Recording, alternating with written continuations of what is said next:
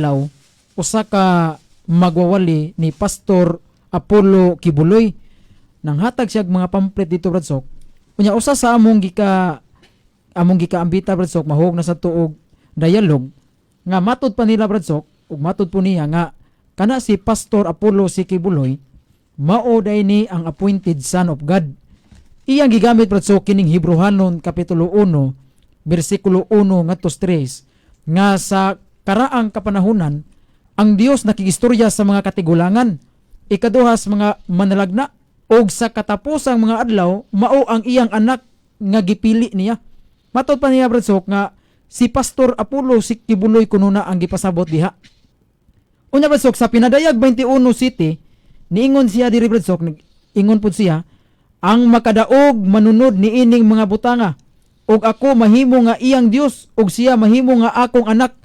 Palihog ko og pagpatinaw ni bradsok nga si Pastor Apollo Quiboloy mao day ang gipasabot ani bradsok nga manununod niining mga butanga.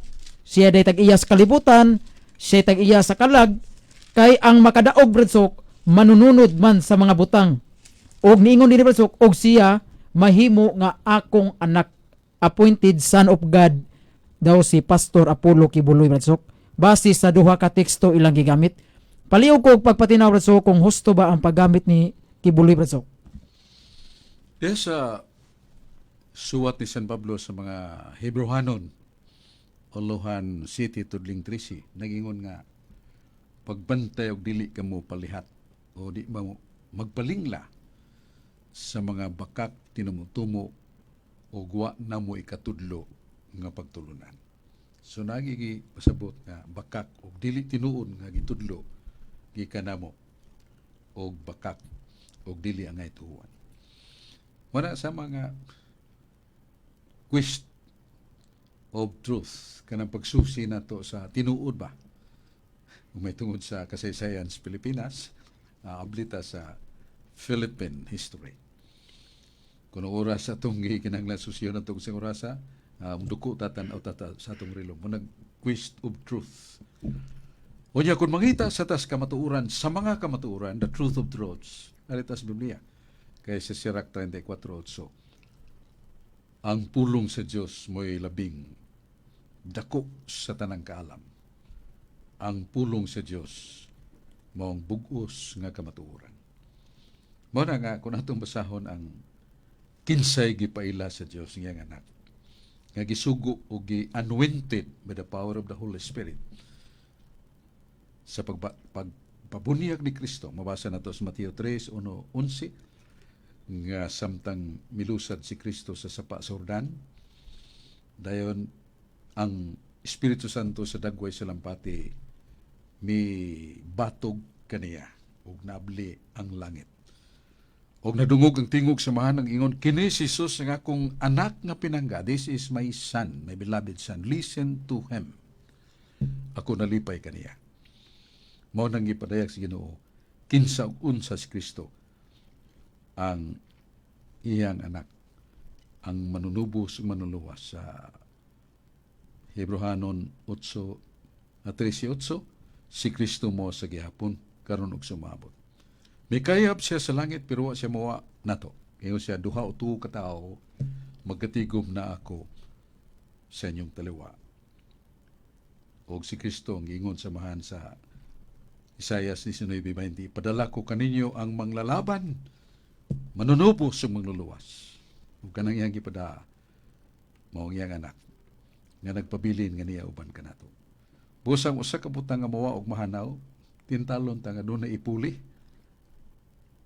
Dili ta matintal ana, may tungod ni Kristo nga atong Ginoong mangluluwas kay mauman siya sa gihapon. Busa kun dunay mangangkon nga siya anak sa Dios, dinihugan sa mahan nga anak sa Dios, kita makaangkon man ta mga anak sa Dios. Kay sa San Juan 1:11-12, bisag kinsa nga dunay pagtuo ni Kristo, siya nahimong anak sa Dios. Pero kanang dunay tao nga usurping, grabing, muilog, ungwangkon nga siya mao anak sa Dios. Yawa siya ay makita, wa tay makita nga timailhan nga ngay pulihan si Kristo kay nahanaw og nawa Kay lagi ako nang gibasa si Kristo mo gihapon karon ug sumabot niya uban siya kanato. Kaningon si Jesus, ego sum bubiscum in omnibus libus osque ad secula secolorum. Magauban ako kanyo kanunay kada adlaw hangtod sa katapusan sa kalibutan. Mateo 28:20. Di mo do kanang pangangko ni Pastor Quiboloy. Nada. Nothing. Way aninos ka matuuran. Hinoon katumanana sa San Mateo 24:11. Daghang mga mga bakakon nga mga magtutudlo, mga bakakong propita nga mag-angkon nga sila mo si Kristo. Kana mo atong mabasa. Wa tay mabasa nga si Quiboloy nga aduna siya divine authority from God Himself, and that authority goes without ceasing to the true church, ang mga obispo, ang pandong sa kamot, ordinasyon sa pagpapari. Ang gahom ni Pedro, gahom ni Kristo, ngadto sa obispo, na sa Iglesia Katolika. Dili sa mga nagtudlo, sa mga dili tinuod nga pagtulunan. Daghang salamat Brad Sok sa